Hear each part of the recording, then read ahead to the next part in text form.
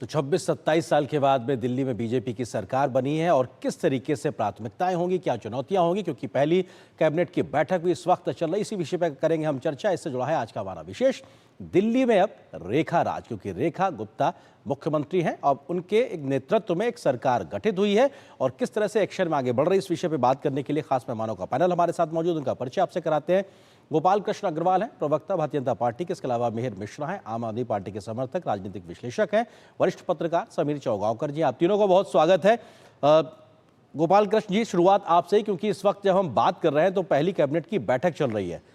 आम आदमी पार्टी कह रही है कि साहब, महिलाओं को सबसे पहले बैठक में जो पैसा देने का वायदा किया था उस पर मोहर लगनी चाहिए। क्या कुछ जानकारी या क्या कुछ संभावना इस बैठक को लेकर, फैसले को लेकर? देखिए, फैसला तो कैबिनेट का प्रेरोगेटिव है। चीफ मिनिस्टर और उनकी कैबिनेट का वो बताएंगे, उनके बाद वो ऑफिशियली प्रेस रिलीज और प्रेस स्टेटमेंट देंगे। लेकिन मैं ये बिल्कुल स्पष्ट रूप से कह सकता हूँ कि आज का जो मॉर्निंग में शपथ ग्रहण समारोह था और उसके बाद जो रेखा जी ने 2-3 स्टेटमेंट प्रेस को दिए हैं और शाम को यमुना आरती में जो पूरे कैबिनेट के साथ उन्होंने भागीदारी की और आज ही पहली कैबिनेट की मीटिंग भी रख दी है और उसमें बताया कि अहम फैसले लिए जाएंगे, तो यह सब पूरी तरह से इंगित करती है कि भारतीय जनता पार्टी जो मोदी जी की गारंटी को लेके हम लोगों ने इलेक्शन लड़ा है, आज मोदी जी खुद की मौजूदगी भी वहाँ पे थी, प्रधानमंत्री जी की, तो उन्होंने बिल्कुल स्पष्ट रूप से कहा था कि यह मोदी जी की गारंटी है। जो जो मैनिफेस्टो में कहा गया है उसे अक्षरशः 100% इम्प्लीमेंट किया जाएगा और देश के विकास के लिए जो नई दिल्ली का जो योगदान होना चाहिए। गोपाल जी, लेकिन पहली कैबिनेट बैठक को लेकर भी चुनाव में वायदे किए गए थे, सवाल उसको लेकर हो रहा है।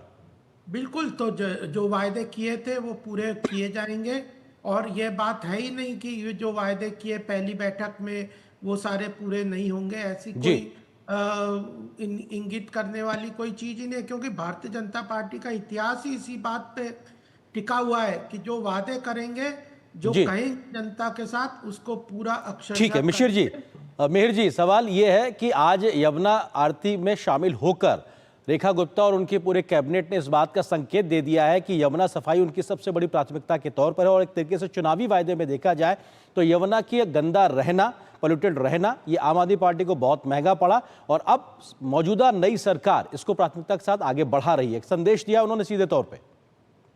देखिए, ये पूरा चुनाव जो दिल्ली का लड़ा गया उसमें यमुना सबसे मुख्य मुद्दा रही।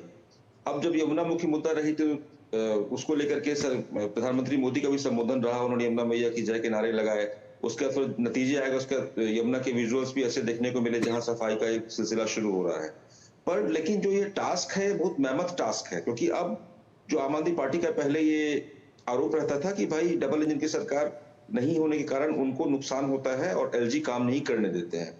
तो ऐसे में अब तो जनता ये उम्मीद कर रही कि अब तो दिल्ली केंद्र में भी भारतीय जनता पार्टी और राज्य में भी भारतीय जनता पार्टी, तो यानी कि यमुना की सफाई का जो मुद्दा, इतना बड़ा मुद्दा जिसकी वजह से चुनाव का फैसला हुआ, उसमें ये बहुत निर्णायक मोमेंट है कि ये काम कैसे होगा और कितनी जल्दी होगा। आखिर दिल्ली की पब्लिक भी इसी का इंतजार कर रही है। उसके अलावा चुनाव में और दूसरे कई सारे वायदे थे, लेकिन यमुना की सफाई का जहां तक है तो यमुना का ऐसा सरोकार सिर्फ दिल्ली से तो है नहीं, हरियाणा में भी आपको चीजें ठीक करनी पड़ेगी। लेकिन मेरे जी, एक पॉलिटिकल मैसेजिंग तो दिखाई पड़ रही है कि आज पहले ही शपथ के बाद आरती में शामिल होना, तो ये चुनावी तौर पे मैसेज तो दिखाई पड़ रहा है ना कि साहब आपको, आम आदमी पार्टी को ये भारी पड़ा, मतलब वो एक मैसेज भी दिखाई पड़ रहा है। जी देखिए, चुनाव में एक पार्टी लड़ती है, एक पार्टी जीतती है, एक पार्टी हारती है, उस पर हम लोग ना जाएं। आज कंस्ट्रक्टिव पॉलिटिक्स का एक जमाना, अब हम लोग को एक नया चैप्टर शुरू करना चाहिए। तो उसमें सबसे बड़ा चैलेंज ये है कि जिस यमुना आरती की आप बात है, विजुअल आ रहा है, ये कोई अभी का सिलसिला नहीं है, ये सालों से 2017-18 से शुरू हो गया, जैसा फैक्ट चेक में भी तमाम जगहों पर आया और ये बात सामने आई। ये अच्छी बात है, लेकिन सवाल ये है कि कौन नहीं चाहता है भाई गंगा आरती की तरह भव्य आरती हो, लेकिन क्या यमुना उतने भर से साफ हो जाएगी? देखिए, सिंबोलिज्म की राजनीति चलती है, राजनीति प्रतीकों से चलती है, लेकिन प्रतीकों से आप हमेशा राज नहीं कर सकते।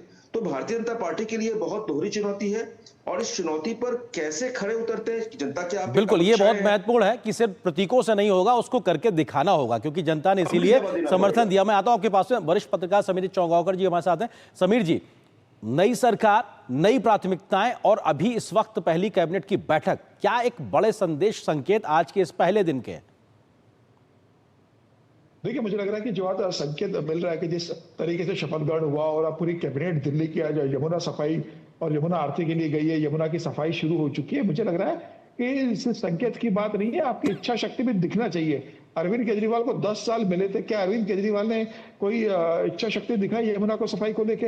अरविंद केजरीवाल ने तो चुनाव के पहले ये कह दिया कि यमुना सफाई के नाम पर वोट नहीं मिलते हैं। तो मुझे लग रहा है कि भारतीय जनता पार्टी ने कहा है कि जो अरविंद केजरीवाल ने झूठा वादा 10 साल किया था, हम सारे वादे पूरे करके दिखाएंगे। और मुझे लग रहा है उसकी तैयारी भारतीय जनता पार्टी ने शुरू कर दी है। हालांकि संकल्प पत्र में भारतीय जनता पार्टी ने बहुत बड़े वादे करे हैं और मुझे लग रहा है कि प्रधानमंत्री मोदी ने जो कहा था कि भाई जो मैं वादे करूंगा वो दिल्ली की जनता के साथ पूरे होंगे, कैबिनेट को ये पूरा करना होगा। मुझे लग रहा है कि जो 2,500 रुपए महीना को महिलाओं को देने की घोषणा थी, वो भी महिला दिवस पे घोषणा हो जाएगी। कैबिनेट अब काम करना शुरू कर दिया है, प्रधानमंत्री मोदी के निर्देश में काम होगा। अब डबल इंजन की सरकार है। सारी घोषणाएं जो भारतीय जनता पार्टी ने की थी और प्रधानमंत्री मोदी ने जो कहा था कि 2047 में हम जो विकसित भारत बना रहे हैं, उसके लिए विकसित दिल्ली जो बनाएंगे, राजधानी विकसित दिल्ली बनाएंगे 2047 के हिसाब से, उस दिशा में मुझे लग रहा है अब काम शुरू हो गया है और आने वाले दिनों में इसका असर दिल्ली की जनता महसूस करना शुरू कर देगी। समीर जी जल्दी से कि मुख्यमंत्री और मंत्रियों के नामों के चयन या उनके चेहरों के चयन के पीछे बड़े आधार क्या आपको दिखाई पड़ा है, संक्षेप में अगर आप बताएं तो। देखिए, सबसे बड़ा आधार यह रहा कि भारतीय जनता पार्टी के किसी भी राज्य में कोई महिला मुख्यमंत्री नहीं थी, तो दिल्ली में भारतीय जनता पार्टी ने महिला मुख्यमंत्री दिया है और संघ की एक पृष्ठभूमि से रेखा जी आती है, संघ की सहमति उसमें रही है, अखिल भारतीय विद्यार्थी परिषद से आती रही है। और देखिए, जाट वोट के हिसाब से भी अगर देखा जाए तो प्रवेश वर्गों को लिया गया है, जातिगत समीकरणों को ध्यान रखा गया है, दलित को लिया गया है, जाट को लिया गया है, पंजाबी समुदाय को लिया गया है, पूर्वांचल से राजपूत समुदाय को लिया गया है, सभी समुदाय को साधा है। लेकिन मुझे लग रहा है ये बहुत बेहतर मंत्रिमंडल है, कपिल मिश्रा उसके अंदर भी है, तो यह सरकार परफॉर्म करेगी और मुझे लग रहा है 5 साल बाद जनता के किए गए वादे पूर्ण होंगे और 50% बहुमत की सरकार भारतीय जनता पार्टी फिर बनाएगी। गोपाल जी, क्योंकि 48 विधायक दिल्ली में बीजेपी के हैं, उनमें से एक मुख्यमंत्री और 6 मंत्रियों को चुनना, क्या वो बड़ा इक्वेशन था खासतौर से मंत्रियों को लेकर, क्योंकि मुख्यमंत्री का नाम का ऐलान तो कल ही हो गया था? अरे देखिए, ये एक बड़ी एक्सरसाइज तो भारतीय जनता पार्टी हरदम करती है, क्योंकि कई फैक्टर्स होते हैं जिनको कंसिडर करके ये डिसीजन लेना बहुत ज़रूरी है। भारतीय जनता पार्टी लगभग 20 करोड़ लोगों के जो सदस्य हैं, उनकी आकांक्षाओं को, अपेक्षाओं को समाहित करके पूरा संगठन खड़ा है और उसके साथ जनता की जो आकांक्षाएं, अपेक्षाएं 140 करोड़ की, उन सबको देखते हुए सारे समीकरणों को साथ में लेके डिसीजन लेते हैं। इसीलिए समय भी लगता है, लेकिन कार्यकर्ताओं की जो क्राइटेरिया है कि कार्यकर्ता होना चाहिए, जमीन से जुड़ा होना चाहिए, जिसका अच्छा संगठन का अनुभव भी हो, प्रशासनिक अनुभव भी हो, सब चीज़ों को साथ के, और जातिगत बैलेंसिंग भी है, सभी वर्ग का वहाँ पे उसमें सम्मिश्रण हो। तो इसी कारण भारतीय जनता पार्टी की गवर्नेंस जो है वह बाकी सब गवर्नेंस से बेटर है और कमिटमेंट चाहिए, विल पावर चाहिए। तो यह सारी चीज़ों को देख के ही चीज़ों को आगे डिसीजन लिया जाता है और एक अकेला व्यक्ति नहीं होता कि डिसीजन ले ले, सब बैठ के मिल के कलेक्टिव डिसीजन लेते, इसीलिए इतना सही डिसीजन उभर के आता है। जी मिहिर जी, क्योंकि जहां नई सरकार विकास के माध्यम से हर किए गए वायदे को पूरा करने की बात करी, तो उसी के बीच में ये बातें भी आ रही कि साहब केजरीवाल साहब की सरकार या आतिशी जी की सरकार के समय में जो घोटाले का वो आरोप लगातार लगा रहे हैं, उसका जांच करेंगे और सीएजी की रिपोर्ट को लेकर आएंगे। तो ये तो फिर एक तरीके से जांच के माध्यम से मुश्किलें बढ़ती हुई दिखाई पड़ेंगी आपके लिए। देखिए, अब तो नई सरकार का गठन हो गया, कैबिनेट बन गई, सीएम का भी सिलेक्शन हो गया, सदन जब बैठक होगी तो उसमें विधानसभा में टेबल भी होगी। तो एजेंसियां तो तमाम हैं ही भाई, केंद्र की भी एजेंसी है, दिल्ली सरकार अपनी भी जांच कराएगी, और अगर कुछ करप्शन हुआ है तो भाई उसमें किसको गुरेज हो सकता है? कोई भ्रष्टाचार साबित होते बिल्कुल सजा मिलनी चाहिए, देश की अपनी न्यायिक प्रक्रिया है। लेकिन सवाल उसका नहीं है, सवाल इस चीज का है कि जो वायदे किए गए, उन वायदों पर क्या पार पाना मुश्किल है। दिल्ली का बजट है 70,000 करोड़ का, उसमें आपने जो वायदों की एक लंबी फहरिस्त है, वो तो बड़ा एक मेहनत टास्क है। आप 21,000 करोड़ महिलाओं के लिए 2500 में कहां से लाएंगे? 8 मार्च को आपको पहली किस्त का वादा है। ये तो आपने भी वादा किया था, आम आदमी पार्टी ने भी ये वादा किया था महिलाओं को पैसे देने को लेकर। देखिए वो तो चुनावी वायदा था, तो अब तो जनता ने कह दिया कि भाई नहीं नहीं, भारतीय जनता पार्टी मतलब आपकी इस बात से चुनावी वायदा नहीं इन्होंने नहीं मेयर जी, accept कर लिया। आपकी इस बात से रिफ्लेक्शन आ रहा है कि वो चुनावी वायदा मतलब चुनाव के लिए किया गया था। क्या आम आदमी पार्टी सीरियस नहीं थी देने के लिए पैसा? नहीं, देखिए वादे तो तमाम स्टेट्स में होते हैं, आम आदमी पार्टी ने जैसे पंजाब में पूरा नहीं हुआ वैसा। मेरा सवाल वो नहीं है, मेरा सवाल सिंपल है कि इतने पैसे आप कहां से लाएंगे? 70,000 करोड़ का दिल्ली का बजट है। सर यही तो सवाल है सर मेहर जी, सवाल यही है कि आम आदमी पार्टी कहां से लाती?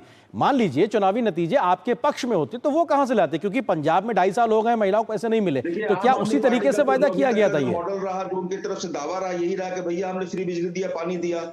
आपने उनको रेवड़ी कहा, भारतीय जनता पार्टी ने, उन्हीं रेवड़ी को आपने कॉपी कट कॉपी पेस्ट करके नहीं सर बात दूसरी हो रही है, पैसे के इंतजाम की हो रही है मेहर जी, बात पैसे के इंतजाम की हो रही है मेहर जी।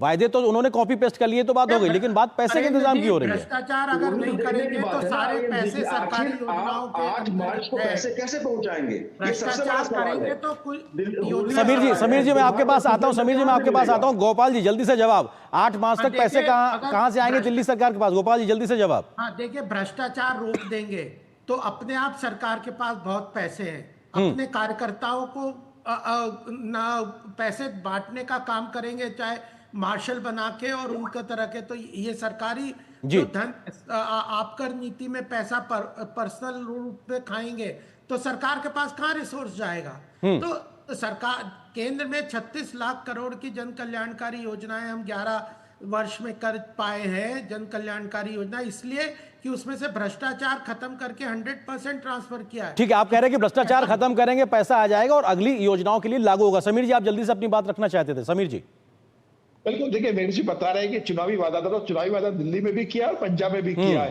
तो 2020 में अरविंद केजरीवाल ने कहा था कि मैं बनिया का बेटा हूं, मुझे मालूम है पैसा कहां से लाना है। तो 2020 से लेकर 2025 हो गया, अरविंद केजरीवाल पैसों की व्यवस्था नहीं कर पाए और जनता ने जो झूठे वादे किए थे उसका सबक सिखा दिया है। तो मुझे लग रहा है जो दिल्ली में सबक सीखा है वो पंजाब में भी चुनाव जब होंगे पंजाब की जनता भी सबक सिखा देगी, क्योंकि वहां भी अभी 1,000 रुपए का जो वादा किया था वो वादा पूरा नहीं हुआ है। भगवंत मान ने अभी तक देना शुरू नहीं किया है। तो मुझे लग रहा है वहां की जनता भी चुनाव का इंतजार कर रही है, वहां की भी माता और बहन है फिर चुनाव में सबक सिखाएंगी। जी मेहर जी सवाल ये है कि लगभग 2.5 साल का, मेहर जी मैं आप ही के पास आ रहा हूं, मेहर जी सवाल सुनिए सर। सवाल ये है कि पंजाब में वायदा किया था, 2.5 साल से ऊपर का समय हो गया, अभी भी मौजूदा दिल्ली के चुनाव में अरविंद केजरीवाल जी से सवाल किया गया था तो उन्होंने कहा था हम ये कह रहे हैं कि हम देंगे लेकिन चुनाव अगले आने से पहले देंगे, यानी अभी भी उस स्थिति में नहीं है। तो क्या इसी सोच के साथ ये वायदा किया गया था आपके द्वारा दिल्ली के मौजूदा चुनाव में? आर्यन जी सबसे बड़ी बात है, at the end of the day क्या मैटर करता है, कौन सी सरकार सत्ता में चुनी गई। दिल्ली की जनता ने भारतीय जनता पार्टी पर भरोसा किया, उनको जीता। अब तो उनके पास डबल इंजन की सरकार है, तो जो वादे किए पूरे कर दे। मेरी तो शुभकामना भारतीय जनता पार्टी के साथ है, सरकार के साथ है। और जो महाराष्ट्र में हाल हुआ, शिव थाली बंद हो गई, जो तमाम योजनाएं महिलाओं लाडली बहन वाले में दिक्कत आ रही है, मध्य प्रदेश में उसके लिए मानक तय किए जा रहे हैं। तो क्या दिल्ली में तो आपने कहा कि रेवड़ी थी, उसको कहा कि जन कल्याणकारी योजनाएं जारी रहेंगी। तब देखने की बात है केजी से पीजी तक की शिक्षा कैसे मिलती है, जो बजट पर एक्स्ट्रा बोझ पड़ता है वो कहां से आता है। ठीक है गोपाल जी सवाल यही है, गोपाल जी सवाल ये है कि आपको आपके राज्यों की सरकारों में इस प्रकार के वायदों को पूरा करने में दिक्कतें आ रही हैं, और दूसरी चीज ये कि जिसको आप पहले फ्री 20 कहते थे अब उन पे आप खुद आ गए। ये 2 आरोप, जल्दी से जवाब गोपाल जी। नहीं देखिए, ऐसा कोई दिक्कत नहीं आ रही। जो वादे किए, चाहे उत्तर प्रदेश को देख लीजिए, मैं उत्तर प्रदेश में रहता हूं। जब हमने 2022 का इलेक्शन लड़ा उसके पहले जो हमने 100 वादे किए थे, 99 पूरे हो गए थे। तो जो हमारा स्ट्राइक रेट 70 से ऊपर हर जगह पे है। और इस बार प्रधानमंत्री जी ने कहा कि मोदी जी की गारंटी है 100% हम जो वादे किए वो पूरे करेंगे। रिसोर्सेज की सरकार के पास कमी नहीं होती, भ्रष्टाचार और भाई भतीजावाद और अपने कार्यकर्ताओं के अंदर पैसा बांटने के कारण है सरकार के रिसोर्सेज की कमी होती है।